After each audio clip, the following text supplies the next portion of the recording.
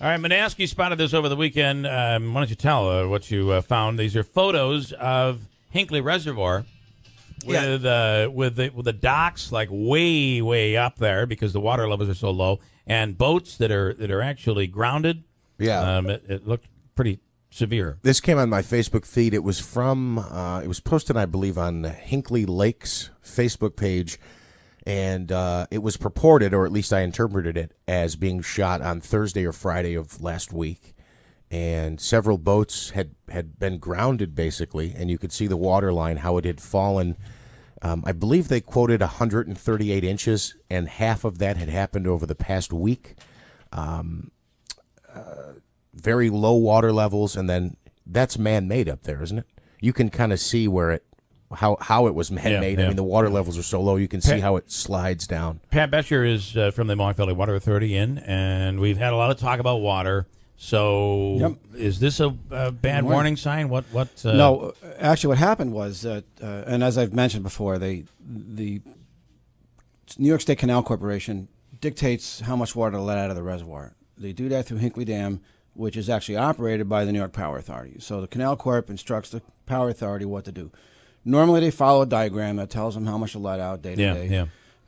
What they started doing for about 6 or 7 days was letting out about 2.5 times more water than the diagram called for. So during that time period, what the diagram called for was about 550 million gallons a day to be let out. They were letting out about 2,000 million gallons a day. Wow. So, and contrast that to what we take, which is about 20 million gallons a day. So when they were flowing it at the higher level, they were letting out literally 100 times more water than the Water Authority withdraws for the drinking supply. They dropped the reservoir about 6 feet in a period of about a week, and it totaled about a little under 3 billion extra gallons above and beyond what was supposed to be allowed out. Wow. The problem is that nobody knew it was going to happen. And my understanding, and I got contacted while this was happening, we saw it happening as well. We contacted the Canal Corporation. We asked what they were doing. What they told us was that they were letting out extra water to make up for under-releases that they did earlier in the year in late February and March, actually to accommodate the drinking supply. Because the new agreement with the Canal Corporation and the Power and the Water Authority, excuse me, says that they're going to maintain a minimum elevation throughout the year to protect the drinking supply.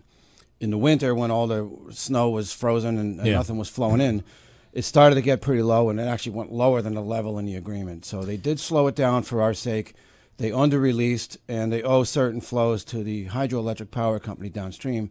They were making it up with extra flows, but they didn't tell anybody. Why didn't they tell anybody? I can't speak for them. Haven't you been at odds with the Canal We have. I think lately things have been better, and we had a lot of conversation with them over the last 2 weeks, especially when this started happening.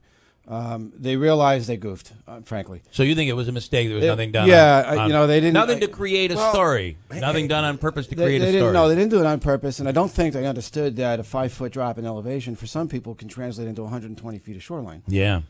So you say they didn't do it on purpose, but they did because they were compensating. Over-released on purpose. They didn't leave people's boats stranded in the mud, with any malicious attitude. Right. Let's put it that way. And that's what happened up there. Yeah. Now, in the middle of this, I did get a call from Senator Griffo's office, who wanted to know what was going on. They also spoke to the Canal Corporation, and my understanding now is that Senator Griffo was working with the Canal Corp to develop some kind of a notification protocol. That's what I saw. Yeah. So it's going to be email-based or text. They're not sure yet, but.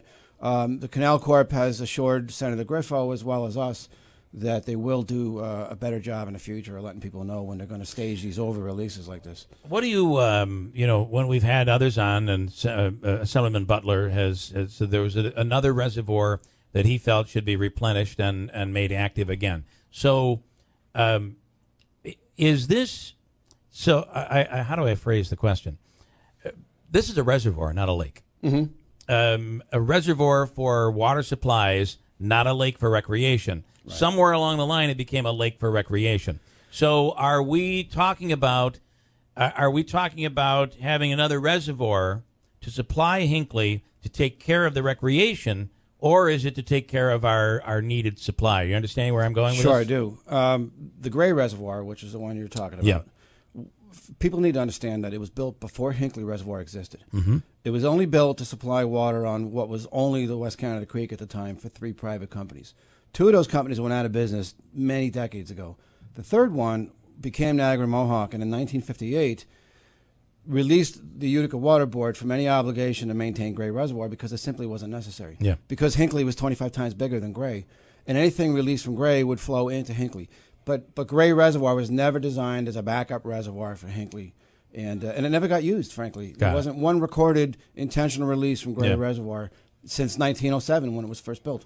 So then the other part of the question is, are we more concerned about, are there two different issues here? One is recreation, those people that have property along the reservoir, and two is the needed water for drinking and for supplying companies and eventually nanotech or what have you. At times they overlap. This particular case, when the newspaper called us and said the water level just got real low, what's with you guys? And I said, well, for now everything's fine for us, because at the elevation it's at today, there's no cause of concern for the drinking supply. It's the recreational concern that has the people in the reservoir upset. Right. And I certainly I can't blame them. I mean, you're planning on going boating, and the next thing you know, your boat's in the mud, and you're paying someone to come and haul it out. Yeah. Certainly aggravating, and we empathize with them. But as you say, Bill, it is a reservoir. It was designed to fluctuate up to 60 feet in elevation throughout the year. It catches the spring runoff, and then they store it, and they gradually release it over the summer and draw it down. And that was designed into it. Problem here is they just drew it down faster than they were supposed to. If Nano was here now all summer and was drawing from that daily, how many million gallons a day? Well, right now it's conceived that it would be 1 to 2 million gallons a day extra use at that site, potentially up to 7 with a full build out. So if they were drawing from that all summer long, let's say they were here, and this week they would draw up to 2 a day, so 10 more million gallons, would there be a concern for our drinking water? No, not at all. Excuse me. We have the capacity to deliver the water to the site. And as I said, right now we average about 20 million gallons a day. Normally in the summertime, they're letting out over 500 million gallons a day through the dam. And as we've said before, our use for the drinking supply throughout the entire year is somewhere between 2 and 3% in an average year of all the water that flows through that reservoir. So really the critical thing is how much do they let out during the dam and at what time do they let it out? And that's what really affects what's left in the reservoir. And with this new agreement, they've assured us they're going to protect the drinking supply. And the last thing I'll mention, Jeff, is that, 30 years ago, we were averaging 24 million gallons a day. So, we're still down 20% below where we were even just a couple decades ago.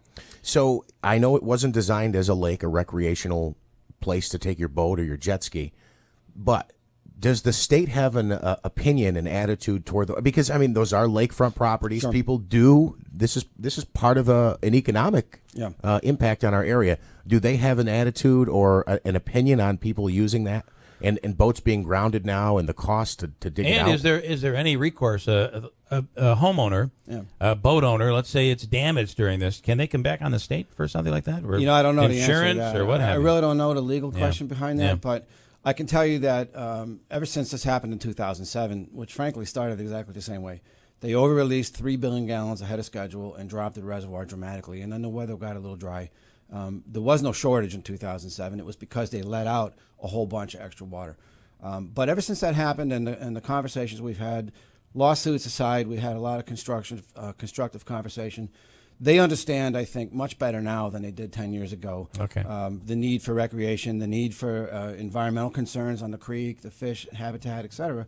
And they have pledged to work much more cooperatively. And I think as a sign of that, what we've seen is that a week and a half ago, they contacted us and let us know that they're actually going to now under-release below the diagram requirements in order to stabilize it and at least stop it from getting any lower. Yeah. So right now it's dropping about 1 inch a day, maybe 1.5 inches a day. Still dropping at that point. Still dropping because it's been dry. If we get a little rain, it'll pick back up, obviously. Right. But they are mindful and they were very apologetic, I will tell you. And when they realized the outcry that happened, I think they had a little egg on their face and they admitted to us that they were.